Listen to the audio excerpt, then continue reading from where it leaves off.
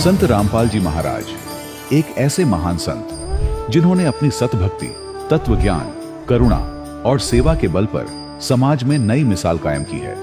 संत रामपाल जी महाराज की अगुवाई में उनके सभी सतलोक आश्रमों से समाज कल्याण के अद्भुत कार्यों ने समाज को सुनहरे भविष्य की एक नई उम्मीद दिखाई है। संत रामपाल जी महाराज से नाम दीक्षा लेने के बाद लाखों लोगों की लाइलाज बीमारियां जैसे कैंसर, एड्स आदि ठीक हुई। संत जी के ज्ञान से प्रेरित होकर उनके अनुयायियों ने लाखों यूनिट रक्तदान किया। संत जी ने लाखों बहन बेटियों का दहेज मुक्त विवाह करवाया।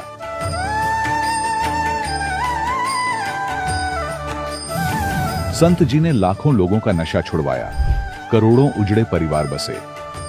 संत जी के आश्रमों में समागम के दौरान निःशुल्क नेत्र चिकित्सा, दंत चिकित्सा प्रदान की जाती है। संत रामपाल जी महाराज द्वारा समय समय पर पर्यावरण संरक्षण के उद्देश्य से बड़े स्तर पर वृक्षारोपण किया जाता है। संत जी ने जरूरतमंदों को तत्काल राहत पहुंचाने के लिए एम्बुलेंस सेवा शुरू की। संत जी अपने अनुयायियों को देहदान के लिए प्रेरित करते हैं, जिससे मानवता की सेवा और चिकित्सा क्षेत्र में सुधार हो सके। संत रामपाल जी महाराज के सभी आश्रमों में हर रोज निःशुल्क भंडारा आयोजित किया जाता है, जहां हर वर्ग, हर जाति और हर धर्म के लोग एक साथ बैठकर भोजन करते हैं।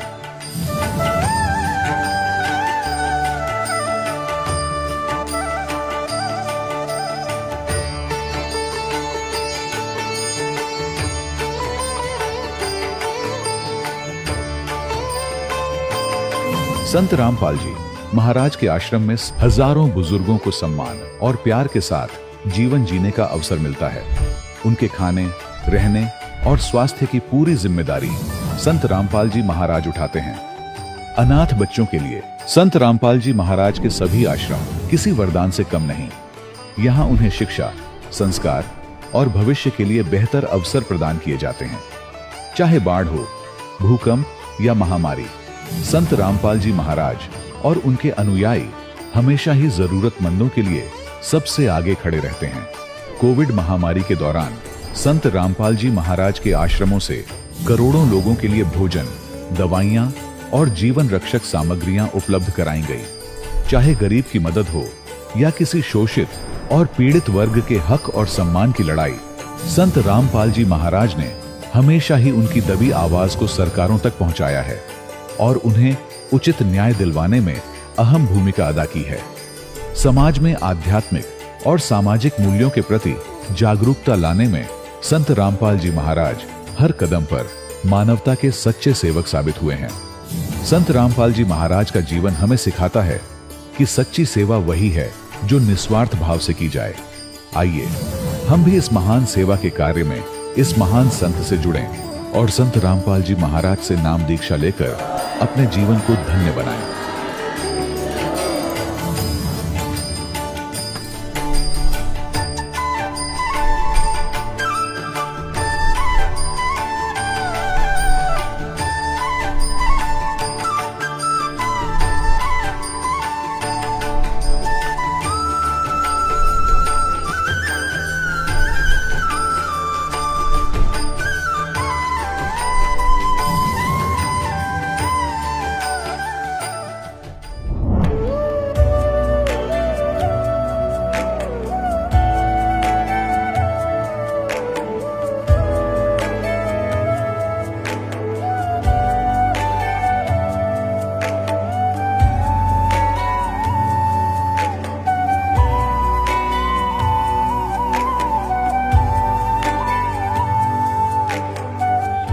पवित्र श्रीमद् भागवत गीता, पवित्र चारों वेद, पवित्र कुरान शरीफ, पवित्र बाइबल, पवित्र गुरु ग्रंथ साहिब, पवित्र कबीर साहिब की वाणी में छुपे हुए गूढ़ रहस्य अर्थात तत्व को जानने के लिए कृपया अवश्य सुनिए जगत गुरु तत्वदर्शी संत रामपाल जी महाराज के मंगल प्रवचन। सत साहिब दर्शकों, मनुष्य अपने जीवन में पूरी श्रद्धा से भक्ति करता है, लेकिन फिर भी उसके जीवन में परेशानियां खत्म होने का नाम ही नहीं लेती, जिस वजह से कई बार वह आत्महत्या करने की सोच लेता है। दर्शकों, ऐसी ही कहानी थी उत्तराखंड के रहने वाले सुरेंद्र सिंह जी की।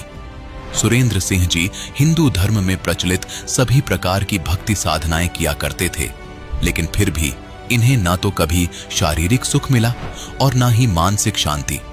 और तभी इनकी जिंदगी में एक ऐसा मोड़ आया कि ये इतने ज्यादा परेशान हो गए कि इन्हें आत्महत्या के सिवाय और कुछ नजर नहीं आ रहा था।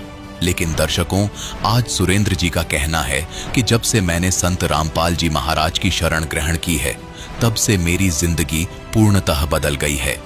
दर्शकों, आखिर सुरेंद्र जी ऐसा क्यों कह रहे हैं? इसके पीछे की सच्चाई क्या है? सुनते हैं सुरेंद्र जी की कहानी, उन्हीं की जुबानी। नमस्कार सर। नमस्कार सर जी। सर, क्या नाम है आपका? मेरा नाम सुरेंद्र सिंह दफोटी। सुरेंद्र जी, आप कहाँ से हैं? मैं जिला बागेश्वर उत्तराखंड से हूँ। सुरेंद्र जी, संत रामपाल जी महाराज से नाम दीक्षा आपने कब ली? संत रामपाल जी महाराज जी से नाम दीक्षा 2017 को ली। सुरेंद्र जी, अभी तक क्या क्या भक्ति साधनाएं की हैं आपने? भक्ति साधना तो जो हमारी रीति रिवाज पुरानी हिंदू धर्म से है, उनसे चलते हुए भक्ति क्या करते थे।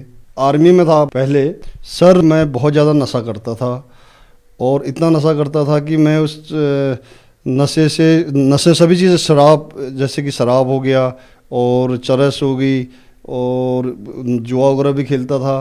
तो ताकि मैंने उस नशे के कारण अपनी नौकरी भी त्याग दी और ट्रांसपोर्टिंग ट्रक वगैरह थे वो भी सब बेच दिए, तो मेरे पास कुछ नहीं बचा। तो मैं इतना परेशान हो चुका था, मैंने जब लास्ट ट्रक बेची तो मैं इतना नशा करने लग गया था कि डिप्रेशन में चला गया था मैं। बस नशा, और मुझे फिर भगत मती ने क्या किया कि निर्माण में नशा मुक्ति केंद्र में एडमिट कर दिया।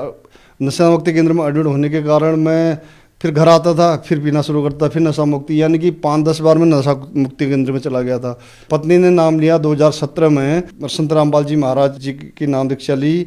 तो उसके बाद में मेरे को वो एडमिट करके गई वहाँ नशा मुक्ति केंद्र में। उसके बाद वहाँ आके मुझे ज्ञान गंगा दिया, उन्होंने दिया तो मैंने पढ़ा उसमें से, उससे मुझे लगा कि हाँ ये कुछ और ही है इसमें ज्ञान। उसके बाद मैं बाहर आया, बाहर आने के बाद में फिर मेरे वो नशा करने से मेरा उससे पहले जो था मैं इतना मतलब वो हो गया था, मैंने पॉइजन खाने की भी काफ़ी कोशिश की। और उसके बाद मैंने जो वो सल्फास की डिब्बी होती है वो मैंने स्कूटी के अंदर भी रखी थी कि मैं कभी भी, मैं मौका मिलना चाहिए था मेरे को कि मैं उसी समय वो मैं सल्फास खा लूँगा। तो यहाँ तक की मेरी कंडीशन थी भगत जी।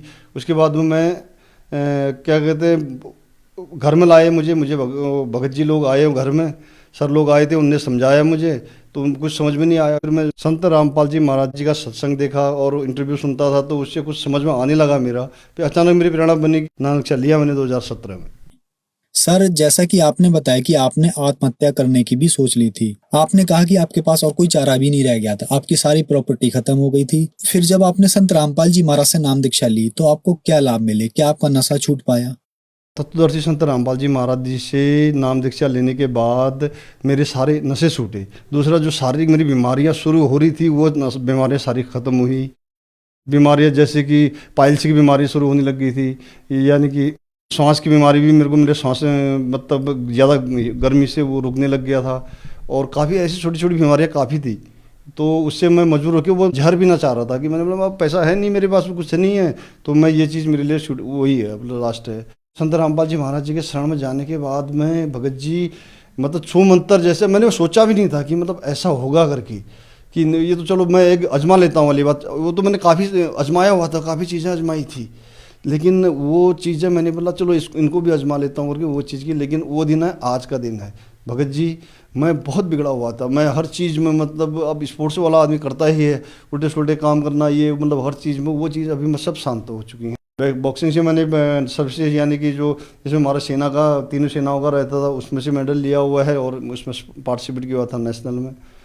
तो वो सारी चीज़ें भक्ति के बाद में जो अभी अब सोच में आ रहा है कि हम ये पहले से जुड़े होते तो आज तक शायद भक्ति मार्ग में ठीक ठाक होते। चलो अभी भी जुड़े हैं लेकिन अभी भी मार्ग सही मिला हुआ है गुरु जी का, संत रामपाल जी महाराज जी का, तो सही है। और लाभ तो काफ़ी मिले हैं भगत जी, अपने पारिवारिक लाभ और काफ़ी। मैं एक बार जैसे अभी फ़िलहाल जो सप्लायर का काम और बिल्डिंग मटेरियल सप्लाई का काम करता हूँ, तो मैं मेरी कहीं गाड़ी आई हुई थी, वहाँ जा रहा था। पहाड़ में बैंड होते हैं, तो बैंड में ऐसे आ रहा था, तो वहाँ से बोलेरो कार आ रही थी। बोलेरो स्पीड में थी, मैं भी स्पीड में था।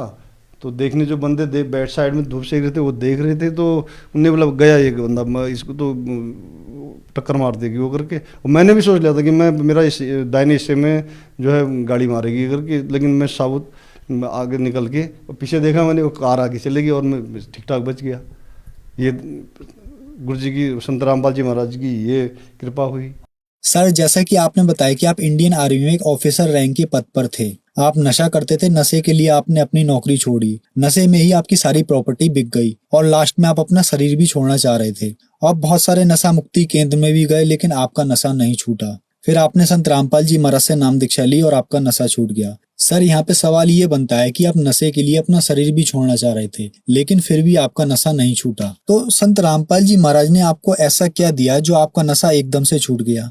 एक तो जो उनके नियम है, उस नियम को जो फॉलो करेगा तो उससे सारे आदमी ने वैसे ही ठीक हो जाना है। दूसरे जो वो उसके बाद में मंत्र देते हैं, जो हमें मंत्र देते हैं, जो नाम दीक्षा के बाद उन मंत्रों में इतनी ताकत होती है कि अगर सही ढंग से जिस हिसाब से बता रखे उस हिसाब से तो वो चीज़ सब नशा क्या, उसमें तो बड़ी बड़ी चीज़ें छूट जाती हैं। वो नशा तो मेरा ऐसा चुटकी में छूटा जो कि मैं काफ़ी सालों से छोड़ना चाहता था। जब मैं स्कूल से लेबर में था तब से छोड़ना चाहता था, लेकिन छूटता नहीं था। तो थोड़ा सा मौका मिल जाए फिर पीता था। लेकिन उस भक्ति में इतनी ताकत है कि वो सभी चीज़, जो भी गलत काम है उनको सबको साइड कर देती है। सर, ये बहुत अचरज की बात है। आप देव भूमि से बिलोंग करते हैं। उत्तराखंड को देवों की भूमि कहा गया है। आपके यहाँ केदारनाथ धाम है, बद्रीनाथ धाम है, तो इन सब धाम को छोड़कर आप संत रामपाल जी महाराज जी की शरण में आए और आपने बताया कि आपको जो संत रामपाल जी महाराज ने मंत्र दिया उससे आपका नशा छूट गया। तो क्या ये मंत्र केवल संत रामपाल जी महाराज जी के पास ही है और आपको कहीं ये मंत्र नहीं मिला? जी, मेरे को ठीक होने के लिए मेरे घर वालों ने क्या, मेरी पत्नी ने क्या, काफ़ी कोशिश की। यानी कि गढ़वाल से लेकर के जितने हमारे कुमाऊँ के गुरु अगर वगैरह, ये भूख झाड़ फूक करने वाले जितने से सबको पूजा मैं, यानी कि बहुत ज़्यादा खर्चा होता था। वो खर्चा किया, लेकिन कहीं किसी की बस की बात नहीं कि मैं 1-2 दिन ठीक रहूँगा फिर वैसी, 1-2 दिन ठीक रहूँगा फिर वैसी। तो वही मैं समझ के चलता था कि हाँ चलो ये वाली नाम दीक्षा लेने वाली बात कर रहे हैं, संत रामपाल जी महाराज जी के पास जाने वाली बात कर रहे हैं, चलो इतनी सारी चीज़ें तो मैंने कर ली। मैंने कश्मीर से कन्याकुमारी, क्योंकि मैं आर्मी में रहा हूँ, मैंने हर शहर हर चीज़ देखी हुई है, सब चीज़ मैं मुसलमानों के उनके पास में गया हूँ, जो ये होते हैं पीर जो होते हैं उनके पास भी गया। उन्होंने से भी मैंने वो झाड़ फूक करने की कोशिश की, लेकिन उससे भी कुछ नहीं हुआ। लेकिन मैंने इतनी सारी चीज़ें मैंने कर ली हैं, तो मैं एक बार चलो, ये जो कह रहे थे ज़बरदस्ती कर रहे हैं, मैं एक बार ठीक है मैं मानता हूँ उनकी बात में, क्योंकि मैं जब रामपाल जी महाराज के शरण में तब आया। जब मैं शरण में गया तो मुझे यकीन नहीं था फिर भी कि मैं ये होगा करके। सिर्फ मैं इंटरव्यू जब देखता था तो उससे पता हाँ फ़र्क तो हुआ है। लेकिन जब मुझे नाम दीक्षा लेने के लिए जब मैं वहाँ गया, वहाँ जब मुझे वो चीज़ बताई गई कि ये चीज़ करनी, तो वो मैंने करीबन 1.5-2 महीने से तो मैंने प्रॉपर ऐसी की कि मैंने सोचा कि देखता हूँ मैं, अगर इतनी शक्ति इनमें होगी तो मैं ठीक हो जाऊँगा। और मैंने की प्रॉपर ढंग से जो चीज़ें बताई मेरे को, तो मैं वो चीज़ें सब निकल गई। और संत रामपाल जी की कृपा से मैं आज के डेट में ठीक हूँ और समाज में बैठने लायक, उठने लायक हूँ। जो मंत्र नाम दीक्षा केंद्र संत रामपाल जी महाराज द्वारा दिए गए हैं, उन मंत्रों में इतनी शक्ति है कि वो मंत्र विश्व में तत्वदर्शी संत के पास ही होता है, वही देते हैं, और बाकी वो किसी के पास नहीं होता। न वो किसी के और के देने से, और के पास तो हो ही नहीं सकता है, लेकिन उनके देंगे तो उनसे फ़ायदा होता है। उन मंत्रों में इतनी ताकत है कि हम उनको जिस हिसाब से बताया गया है उस हिसाब से उनको फॉलो करेंगे तो वो चीज़ से फ़र्क होता है। सर, जैसे कि आपने बताया कि नशा मुक्ति केंद्र में पैसे लगते हैं, जितने दिन आपके पास पैसे हैं उतने दिन आप वहाँ रुक सकते हैं, तो क्या संत रामपाल जी महाराज जी के आश्रम में भी पैसे लगते हैं? नहीं भगत जी, वहाँ पैसा कहाँ, वहाँ तो आश्रमों में जाने से ऐसा लगता है कि हम कहीं और ही चले गए। वो कोई पैसा नहीं, ऐसा घी में बना हुआ खाना मिलता है। संत रामपाल जी महाराज जी के आश्रमों में इतनी सुविधाएं हैं, भगत क्या जगत क्या सबके लिए जो वहाँ पर आते हैं सुनने के लिए, कि वो कहीं जो भी आता है वो मतलब ऊपर ही बात करता है कि यार तो बहुत अच्छा है, ये है। सर, अब आखिरी सवाल आपसे, संत रामपाल जी महाराज से नाम दीक्षा कैसे ले सकते हैं? तत्वदर्शी संत रामपाल जी महाराज जी से नाम दीक्षा सत्संग में नीचे से एक पट्टी आती है, उसमें नंबर होते हैं। हर डिस्ट्रिक्ट में नामदान केंद्र हैं, नामदान नज़दीकी नामदान केंद्र में उनमें फ़ोन करके आप नामदान केंद्र से संत रामपाल जी महाराज जी की से नाम दीक्षा ले सकते हैं। सुरेंद्र जी, हमारे चैनल पर अपने अनुभव बताने के लिए आपका बहुत बहुत धन्यवाद। सच्चाई। दर्शकों, अभी आपने सुने संत रामपाल जी महाराज से दीक्षा प्राप्त करके सुखी हुए भक्त के अनुभव। अब देखिए जगत गुरु तत्वदर्शी संत रामपाल जी महाराज के मंगल प्रवचन। स्नान करने लग गए, धोती बांधा करते थे।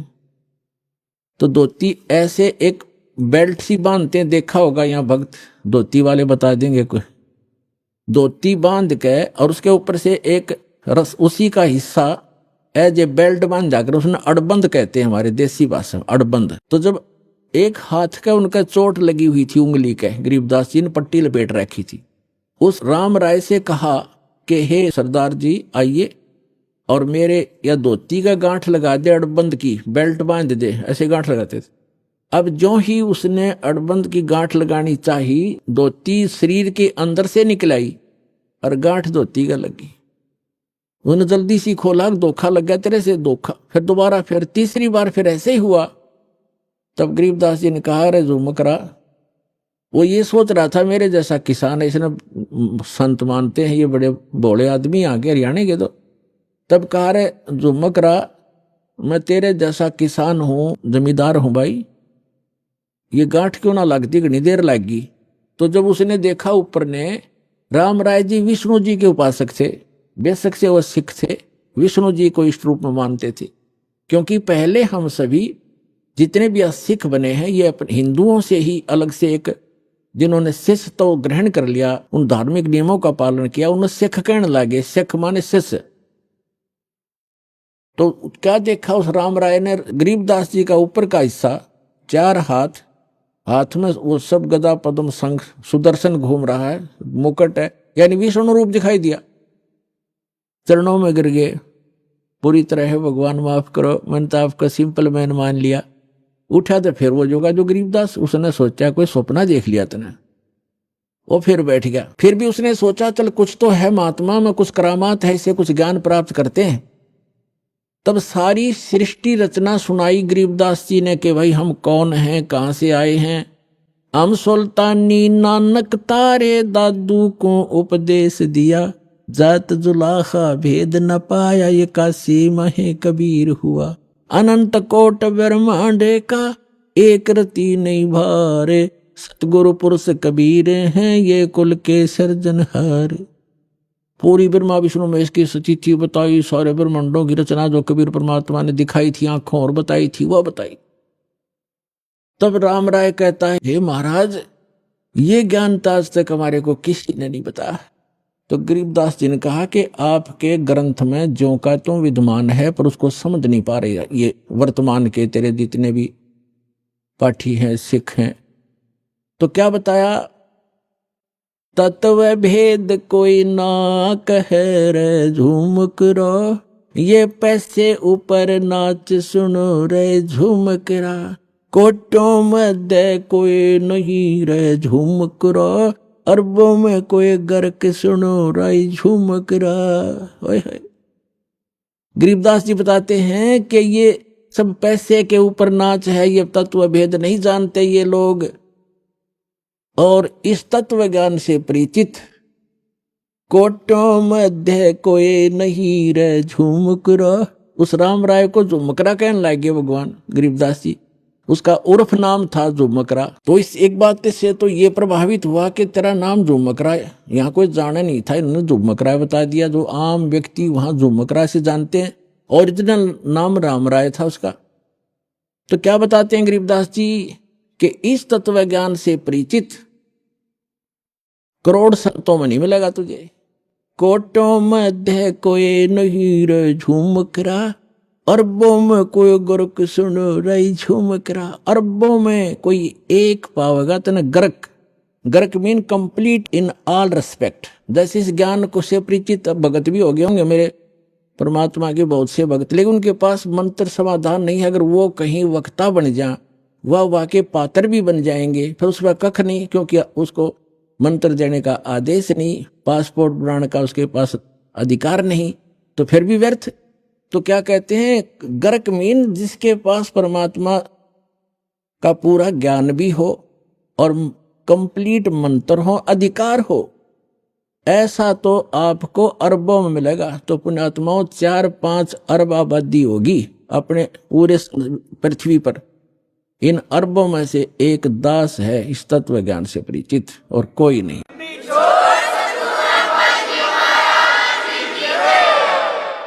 अब हम आज का प्रसंग पूरा करते हैं।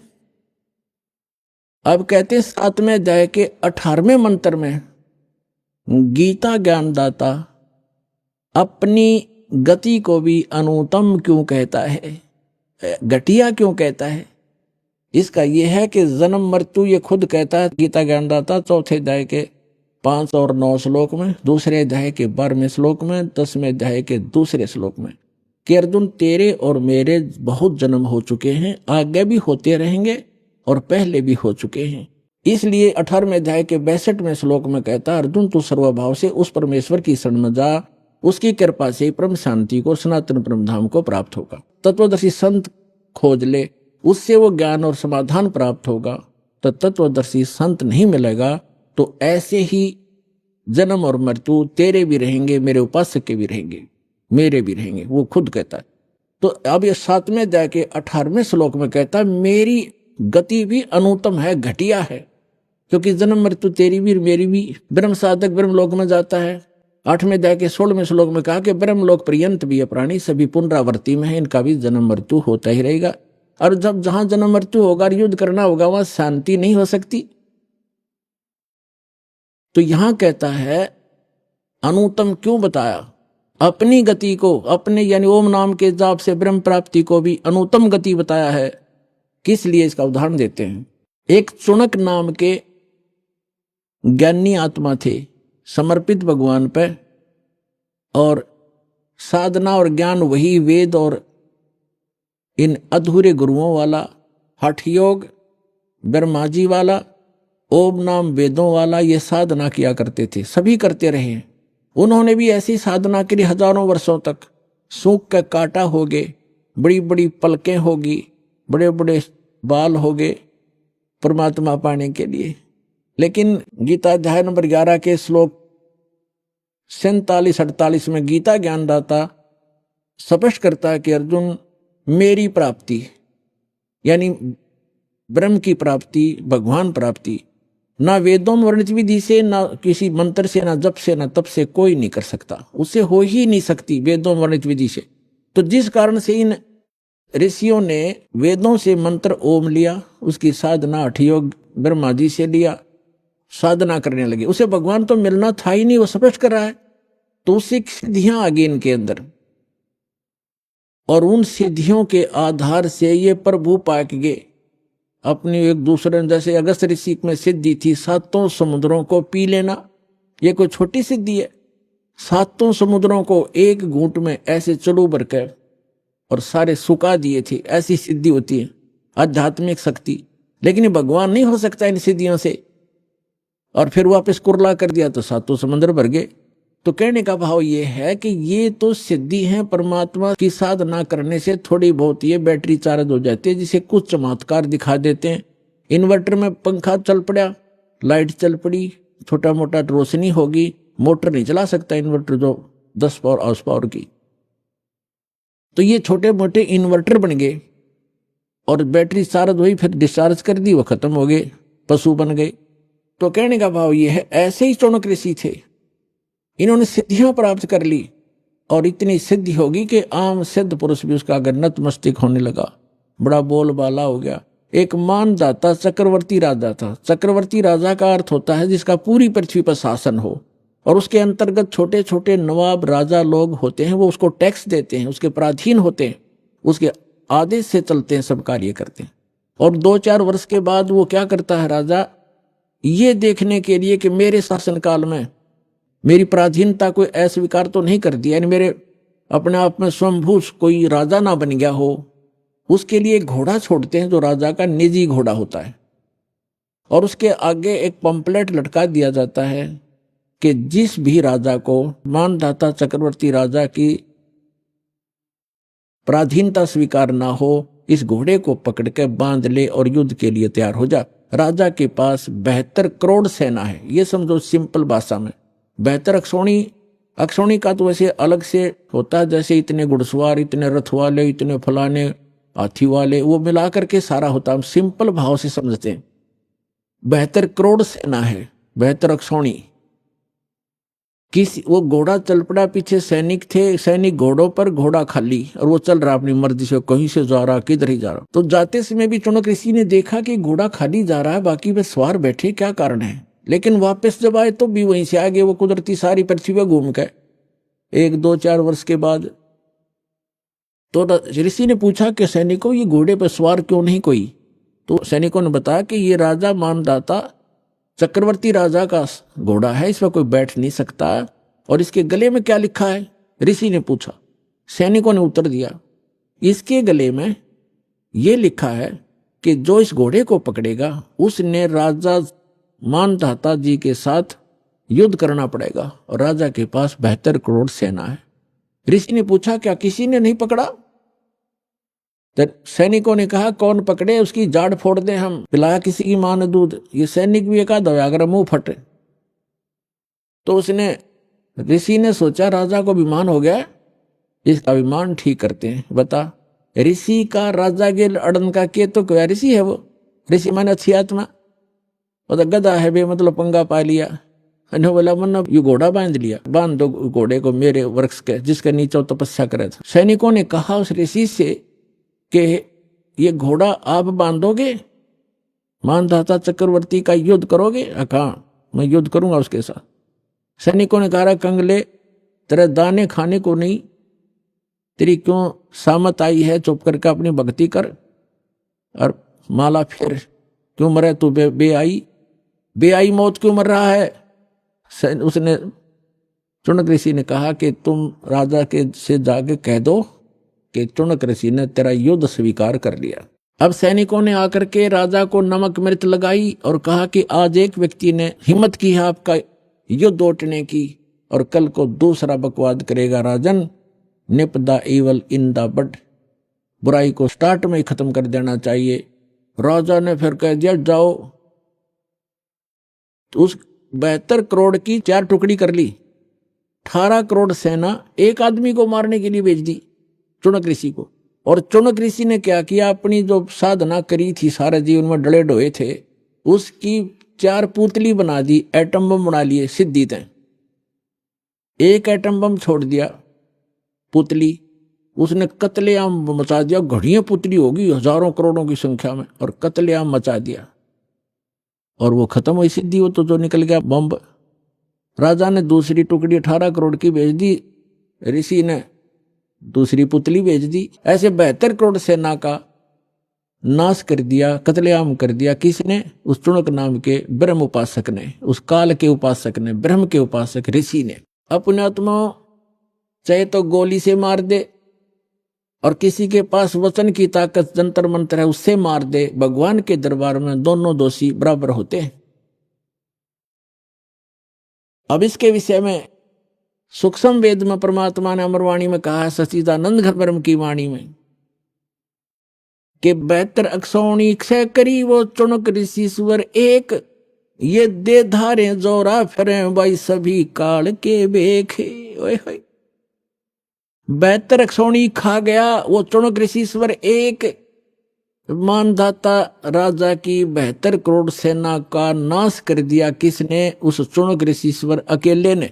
ऋषिश्वर जैसे मुनि और मुनिवर और मुनीश्वर, एक तो मुनि आम साधक, और मुनिवर उन साधकों में श्रेष्ठ मुनि, और फिर मुनीश्वर उन श्रेष्ठ मुनियों में भी परम श्रेष्ठ, यानी उस मुनीश्वर ऋषिश्वर ऋषिश्वर उस तीसरे नंबर के गुड बेटर बेस्ट, उस बेस्ट यहाँ के बेस्ट जाने जाने वाले ऋषि के ये कर्म है 72 करोड़ सेना खाली। ये सूक्ष्म वेद में परमात्मा बता रहे हैं। 72 अक्षौणी खा गया वो चुनक ऋषिश्वर एक, ये दे धारे जोरा फिरे भाई सभी काल के बेखे। जोरा माने मौत, जरा माने बुढ़ापा, यहां अंतर समझना कदे भूल जा। जोरा मीन संत भाषा में जोरा माने मृत्यु। कहते हैं ये दिखे संत ऋषि महर्षि, ये तो चलती फिरती घाल है, ये देह धारे मौत फिरे, ये संत नहीं ये मौत है। ये सभी काल के भेख, ये ब्रह्म के साधक, ब्रह्म तक के पुजारी, ये सभी काल के भेख, दे धारे जोरा फिरे या मौत फिरे, चलती फिरती मनुष्य रूप में इतने मानस मार दिए, तुम इनको महर्षि कहते हो। तो यहाँ गीता ज्ञानदाता भी कहता है कि ये ऋषि हैं तो नेक, लेकिन तत्वदर्शी संत ना मिलने से मेरे वाली अनुत्तम घटिया साधना में लीन रहे, गति में लीन रहे। अब क्या बनेगा? ओम नाम के जाप से ये ब्रह्म लोक जाएगा, और जो सिद्धि की थी, जो साधना तपस्या की, से ये राजा बनेगा। और जो इसने 72 करोड़ सेना मार दी, वो बैड अकाउंट अलग से लिखा जाएगा, वो फिर इसको भोगना पड़ेगा। जैसे ये ओम नाम की साधना से ब्रह्मलोक में जाएगा, वहां अपनी पुण्य समाप्त करके इस मंत्र के जाप का नाश करके कमाई का ये वापस आएगा, राजा बनेगा पृथ्वी पर। फिर खूब पाप कमाओगा। राजा शिकार करते हैं, अपने अहम के कारण दुनिया मरवा डालते हैं, कत्लेआम कर देते हैं अपने राज्य के लिए, वो पाप इसके बुरे में लिखे जाएंगे। फिर ये कुत्ता बनेगा और इसके सिर में कीड़े पड़ेंगे, इस ऋषि चुनक का। और जितने सैनिक मारे थे वो गिन गिन का बदला लेंगे इसका। तो यहां कहते हैं फिर ये खाक मुक्ति हुई। 18वें अध्याय के 62वें श्लोक में कहा कि तू सर्वभाव से अर्जुन उस परमेश्वर की शरण में जा, उसकी कृपा से तो परम शांति को, सनातन परम धाम को प्राप्त होगा। 15वें अध्याय के 4थे श्लोक में कहा कि परम संत की प्राप्ति के उपरांत, तत्वदर्शी संत की प्राप्ति के उपरांत परमात्मा के उस परम पद की खोज करनी चाहिए, जहां जाने के बाद साधक लौटकर फिर संसार में कभी नहीं आते, और केवल उसी की भक्ति करो। तो यहां जो ब्रह्म तक के साधक हैं, इसलिए 7वें अध्याय के 18वें श्लोक में गीता ज्ञानदाता कहता है कि ये ज्ञानी है तो अच्छी आत्मा, परमात्मा के लिए समर्पित है, लेकिन तत्वदर्शी संत ना मिलने से ये मेरे वाली अनुत्तम गति में, घटिया गति में लीन रहे। इनको वो संत नहीं मिला जिसकी साधना करके उस स्थान को प्राप्त कर लें, जहां जाने के बाद साधक फिर लौटकर कभी संसार बन जाते। तो वो संत ये दास है पुण्यात्माओं। आज समझ में आ जाओ, थारा से फेर आइयो। जितना लेट आओगे उतना पछताओगे, जल्दी आओ, अपना कल्याण कराओ। पुण्यात्माओं, सौभाग्य आपका, आप जी का जन्म ऐसे समय में हुआ है जिस समय को परमात्मा ने पूर्व निर्धारित किया हुआ है कि जिस समय कलयुग 5500 वर्ष बीत जाएगा, तब इस अध्यात्म मार्ग को, जो संपूर्ण, कंप्लीट इन ऑल रिस्पेक्ट, जो स्पिरिचुअल नॉलेज है, अध्यात्म मार्ग है, ज्ञान है, इसको सार्वजनिक करने के लिए कहा था भगवान ने। क्योंकि जिस समय परमात्मा स्वयं आए थे 600 वर्ष पहले, सन 1398 से संवत 1455 से सन 1518 संवत 1575 तक वो परमात्मा यहाँ एक जन साधारण की लीला करके चले गए, जो परमात्मा किया ही करते हैं। जो हमारे वेद बताते हैं कि वो परमात्मा सतलोक से सशरीर आता है, अपने उस निज स्थान से जहां हम पहले रहा करते अपने पिता के पास। हम बालकपन में हम अज्ञानता के कारण अपने उस मूल मालिक को, उस सर्व सुखदायी परमात्मा को छोड़कर यहां इस काल के साथ आ गए इसके लोक में। तो वो परमात्मा वहां से आकर हमें पुनः वो याद दिलाने आते हैं कि आप जहां रह रहे हो ये लोक ठीक नहीं, यहाँ की कोई व्यवस्था भी अनुकूल नहीं है। यहां जन्म और मृत्यु का ये दीर्घ रोग, और आपको ऐसा कच्चा शरीर दिया है जिसमें कोई ना कोई रोग अवश्य व्यापा रहता है, लगा रहता है। फिर आप ऐसे स्थान पर रहते हो जहां पर प्रत्येक वस्तु का अभाव रहता है, और जिस कारण से ये प्राणी हरदम टेंशन में रहता है,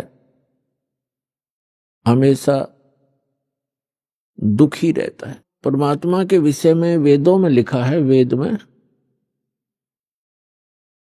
कि वो परमात्मा अपने उस स्थान से चलकर आता है जहां हम पहले रहा करते थे, और परमात्मा अब भी वहां रह रहे हैं, और हमारे असंख्यों भाई बहन वहां पर वर्तमान में भी रह रहे हैं, जो पहले वहीं थे, यहां आए नहीं, और जो यहां से परमात्मा की सतभक्ति करके वापस चले गए हैं, वो वहां अब भी रह रहे हैं।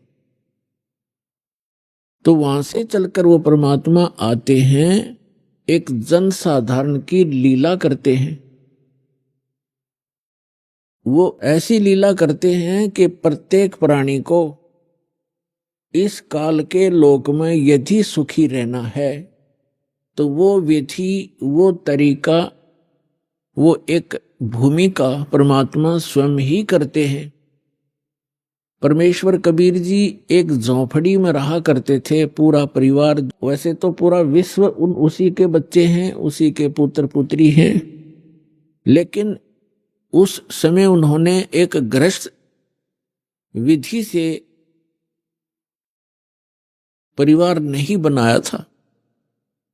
परमात्मा के परिवार में कुल 5 सदस्य थे। एक तो नीरू और नीमा, ये 2, जिनको परमात्मा लहर तारा नामक तालाब पर कमल के फूल पर शिशु रूप में मिले थे, और एक स्वयं परमात्मा, और एक लड़का एक लड़की। लड़के का नाम कमाल था, लड़की का नाम कमाली था।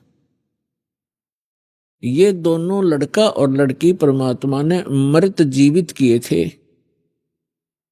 किसी विशेष परिस्थिति में। तो ये कुल परिवार था परमात्मा का।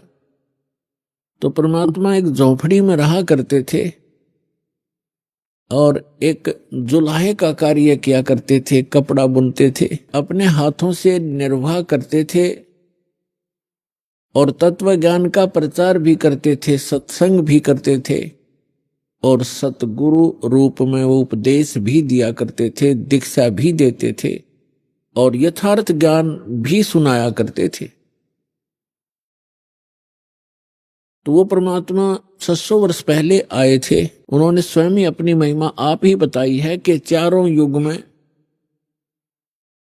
मैं आया हूं, प्रत्येक युग में। सतयुग में सत सुकृत कै टेरा, त्रेता नाम मुनींदर मेरा, द्वापर में करुणा में कहाया, कलयुग नाम कबीर धराया। परमात्मा कहते हैं चारों युग में मैं आया, और जो परमात्मा लीला किया ही करते हैं, अच्छी आत्माओं को मिलते हैं, उनको तत्व ज्ञान से परिचित कराते हैं, फिर अपने सतलोक में ले जाते हैं, वहां से फिर वापस छोड़ते हैं अपना साक्षी बना करके। कैसा है भगवान, कहाँ रहता है परमात्मा, कैसे मिलता है वो भगवान। तो ये सब अपनी प्यारी आत्माओं को बताते हैं परमेश्वर, और उनको अपने से परिचित कराकर संसार में पुनः छोड़ देते हैं। फिर वो महापुरुष उस परमात्मा की आंखों देखी महिमा सुनाया करते हैं। उनमें से कौन कौन है जिनको दास जानता है, मुझ दास के नॉलेज में कलयुग के अंदर है। आदरणीय धर्मदास साहिब जी, आदरणीय मलुकदास साहिब जी, आदरणीय नानक साहिब जी, आदरणीय दादू साहिब जी, आदरणीय गरीबदास साहिब जी, गांव छुड़ानी, जिला झज्जर वाले, आदरणीय घीसा दास साहिब जी, गांव खेखड़ा, जिला मेरठ, उत्तर प्रदेश वाले, आदरणीय स्वामी रामानंद जी, काशी वाले। इन महापुरुषों को परमात्मा मिले, और इन महापुरुषों ने परमेश्वर की महिमा आंखों देखी, बताई, अपनी अमृतवाणी में लिपिबद्ध करवाई। आज वो एफिडेविट हैं उस परम पिता की महिमा जो उन्होंने आंखों देखी थी। तो पुण्यात्मा, परमेश्वर ने कहा है, चारों युग में संत पुकारे, कूक कहा हम हेल रे, हीरे माणिक मोती बरसें, ये जग चुगता ढेल रे।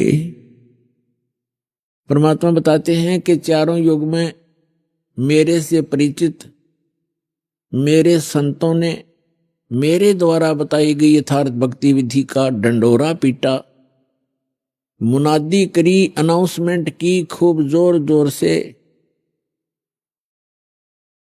और मैंने भी आकर के प्रत्येक युग में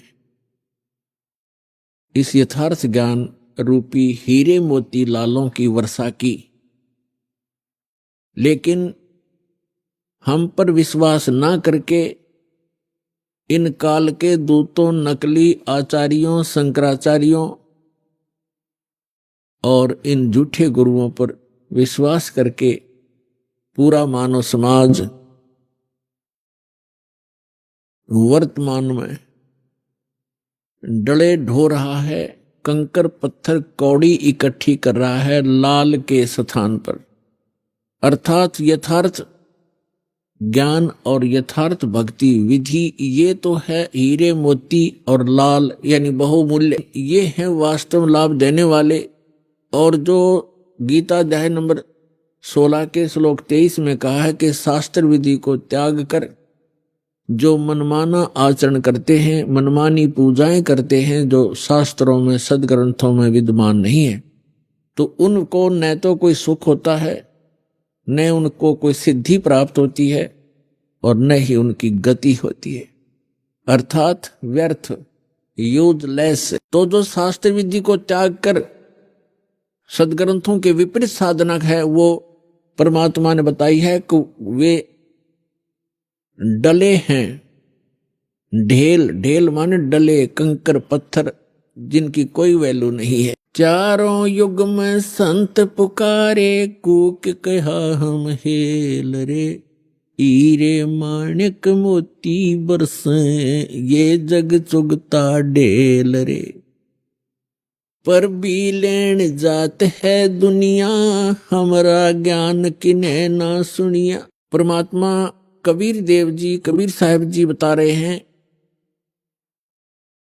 कि लोक वेद के आधार से, दंत कथाओं के आधार से शास्त्र विरुद्ध साधना करते हुए ये प्राणी कुंभ के मेले का अनुष्ठान करते हैं और पर भी लेने के लिए जाते हैं वहां कल्याणार्थ।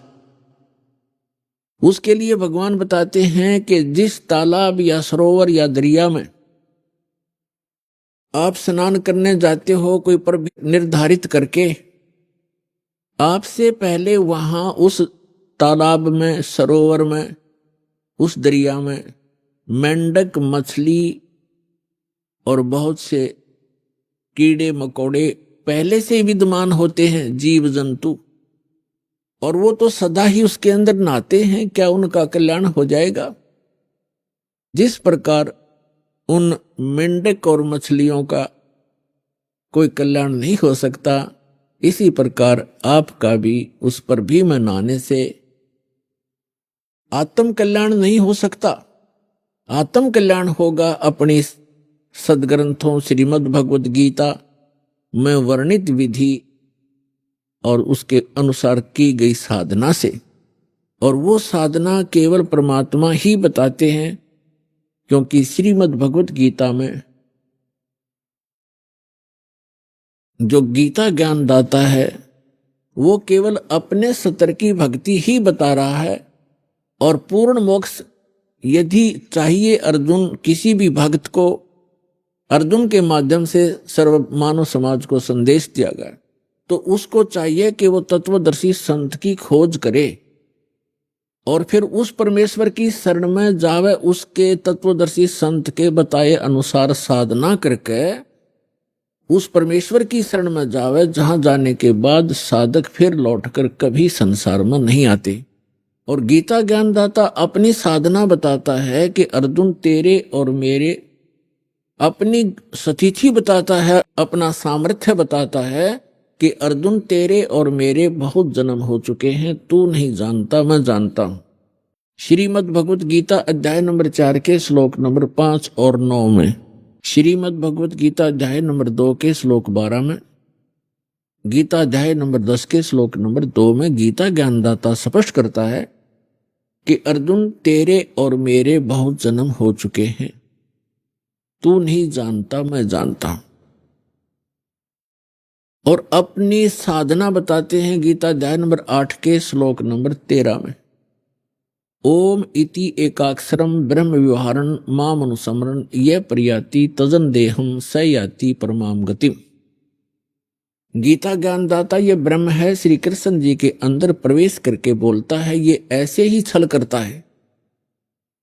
गीता अध्याय नंबर 4 के श्लोक नंबर 9 में ये स्वयं कहता है कि मेरे कर्म और जन्म दिव्य हैं, अलौकिक हैं, तो ये इसके कर्म हैं। गीता अध्याय नंबर 7 के श्लोक नंबर 24-25 में स्वयं स्वीकार करता है कि अर्जुन मैं अपनी योग माया से छुपा रहता हूं, मैं कभी किसी के समक्ष अपने यथार्थ रूप में नहीं आता, और ये मूर्ख लोग जन समुदाय मुझे कृष्ण रूप में, व्यक्ति रूप में आया हुआ मान रहे हैं। मैं कृष्ण नहीं हूं।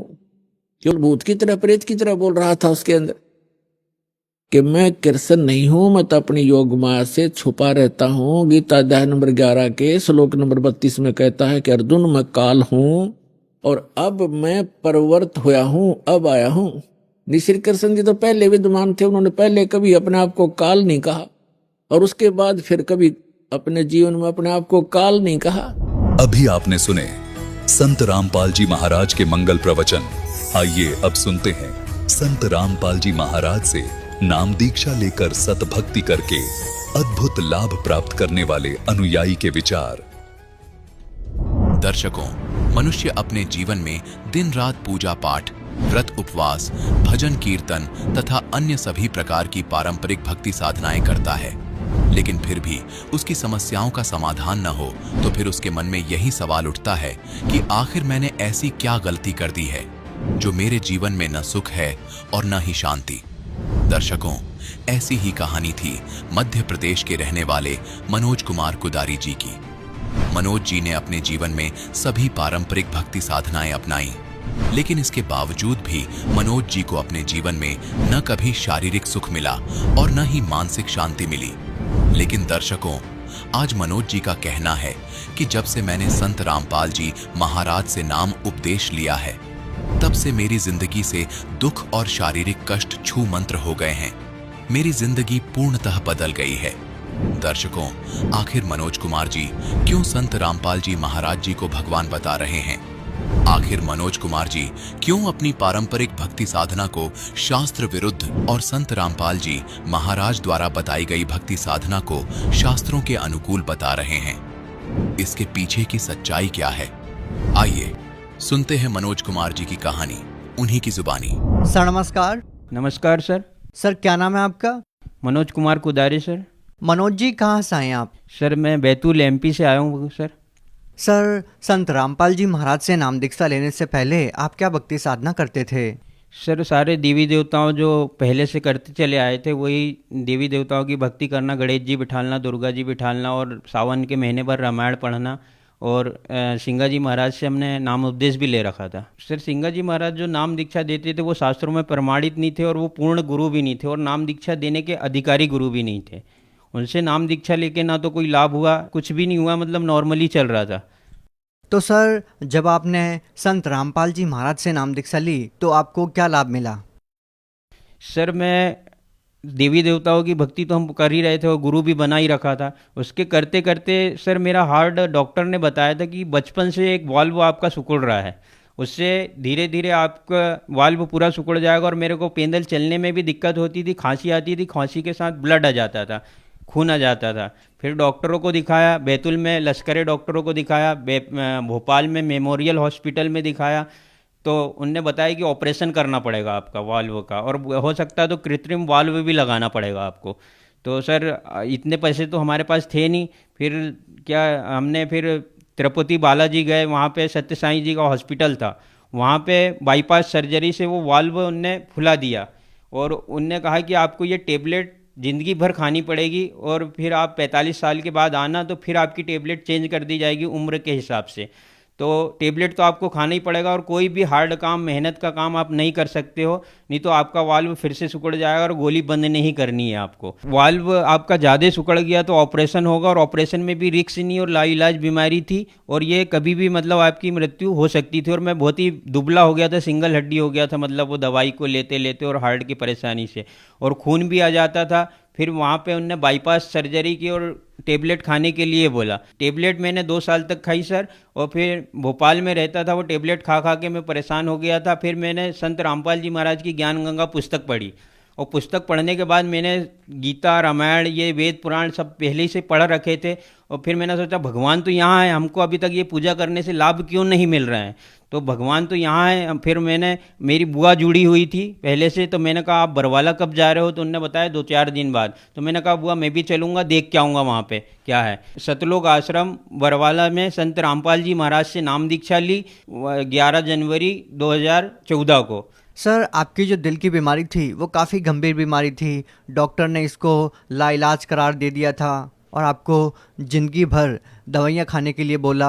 तो सर, आपको क्या लगता है कि जब आपने संत रामपाल जी महाराज का ज्ञान पढ़ा तो क्या आपको ये विश्वास हो गया था कि संत रामपाल जी महाराज से नाम दीक्षा लेने के बाद आपकी बीमारी ठीक हो जाएगी?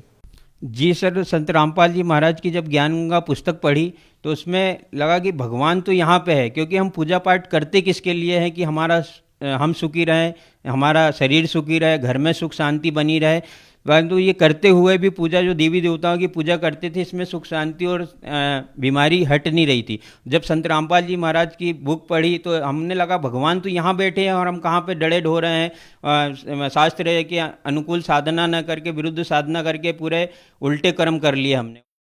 मनोज जी, जब आपने संत रामपाल जी महाराज से नाम दीक्षा ली और जिस विश्वास के साथ आपने संत रामपाल जी महाराज से नाम दीक्षा ली कि आपकी जो जीवन की रक्षा होगी, आपको जो भी बीमारियां हैं वो ठीक हो जाएगी, तो क्या उनसे नाम दीक्षा लेने के बाद आपको वाकई में उन चीज़ों में लाभ मिला?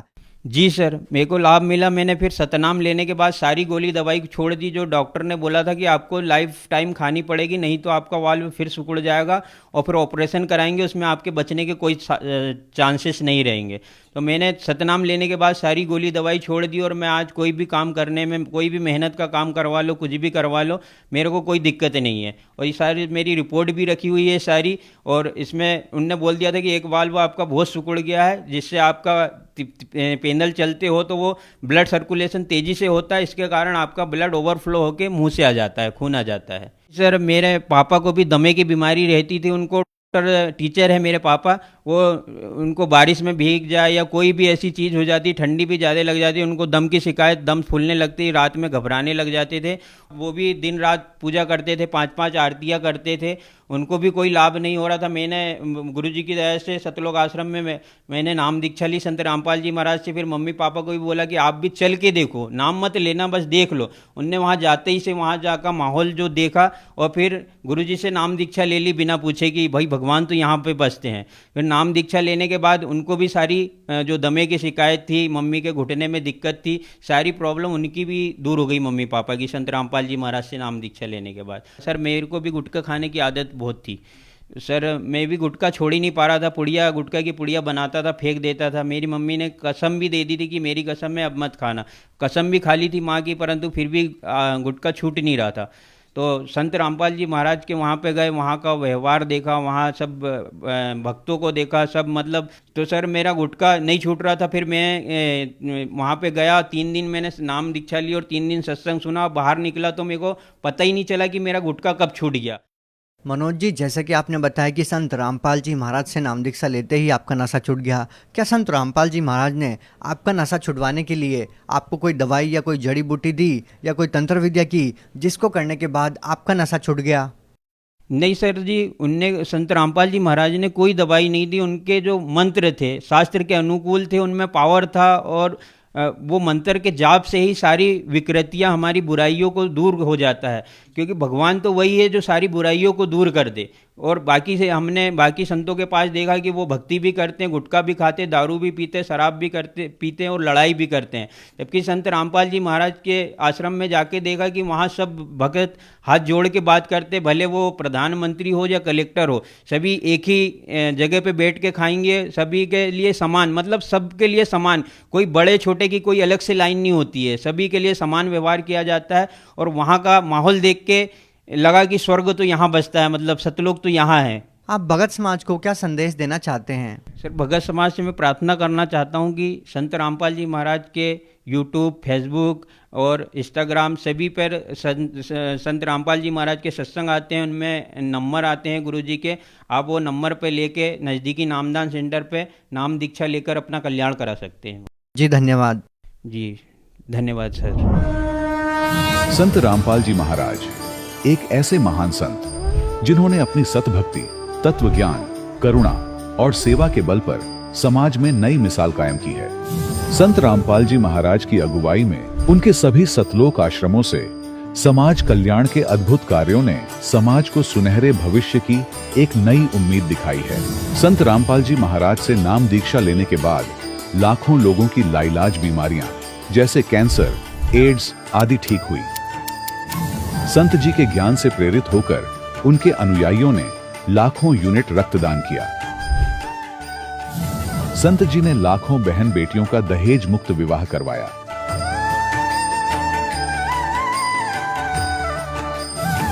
संत जी ने लाखों लोगों का नशा छुड़वाया, करोड़ों उजड़े परिवार बसे। संत जी के आश्रमों में समागम के दौरान निःशुल्क नेत्र चिकित्सा, दंत चिकित्सा प्रदान की जाती है। संत रामपाल जी महाराज द्वारा समय समय पर पर्यावरण संरक्षण के उद्देश्य से बड़े स्तर पर वृक्षारोपण किया जाता है। संत जी ने जरूरतमंदों को तत्काल राहत पहुंचाने के लिए एम्बुलेंस सेवा शुरू की। संत जी अपने अनुयायियों को देहदान के लिए प्रेरित करते हैं, जिससे मानवता की सेवा और चिकित्सा क्षेत्र में सुधार हो सके। संत रामपाल जी महाराज के सभी आश्रमों में हर रोज निशुल्क भंडारा आयोजित किया जाता है, जहां हर वर्ग, हर जाति और हर धर्म के लोग एक साथ बैठकर भोजन करते हैं।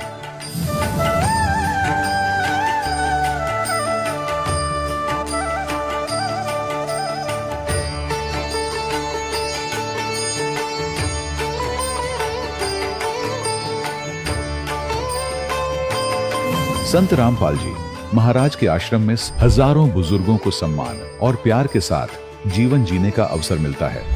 उनके खाने, रहने और स्वास्थ्य की पूरी जिम्मेदारी संत रामपाल जी महाराज उठाते हैं। अनाथ बच्चों के लिए संत रामपाल जी महाराज के सभी आश्रम किसी वरदान से कम नहीं। यहाँ उन्हें शिक्षा, संस्कार और भविष्य के लिए बेहतर अवसर प्रदान किए जाते हैं। चाहे बाढ़ हो, भूकंप या महामारी, संत रामपाल जी महाराज और उनके अनुयायी हमेशा ही जरूरतमंदों के लिए सबसे आगे खड़े रहते हैं।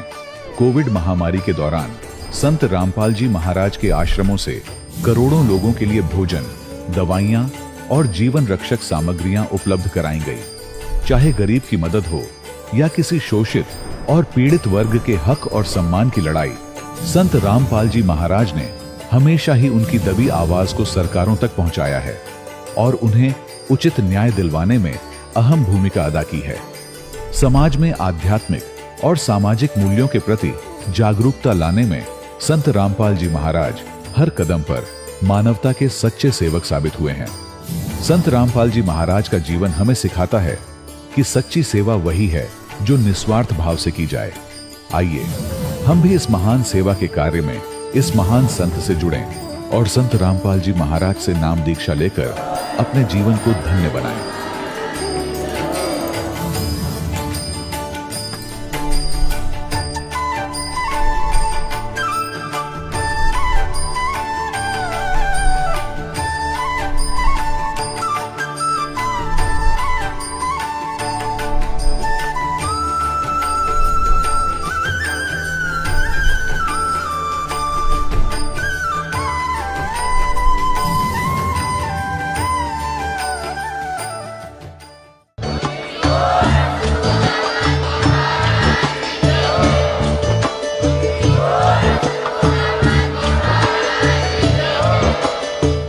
सुन रहे थे जगत गुरु तत्वदर्शी संत रामपाल जी महाराज जी के मंगल प्रवचन। अधिक जानकारी के लिए विजिट कीजिए हमारी वेबसाइट www.jagatgururampalji.org। संत रामपाल जी महाराज जी के शुभ आशीर्वाद से पूरे विश्व भर में 500 से भी ज्यादा नाम दीक्षा केंद्र हैं, जिन पर संत रामपाल जी महाराज जी द्वारा ऑनलाइन निशुल्क नाम दीक्षा दी जा रही है। अपने नजदीकी नाम दीक्षा केंद्र का पता करने के लिए संपर्क करें 8222880541।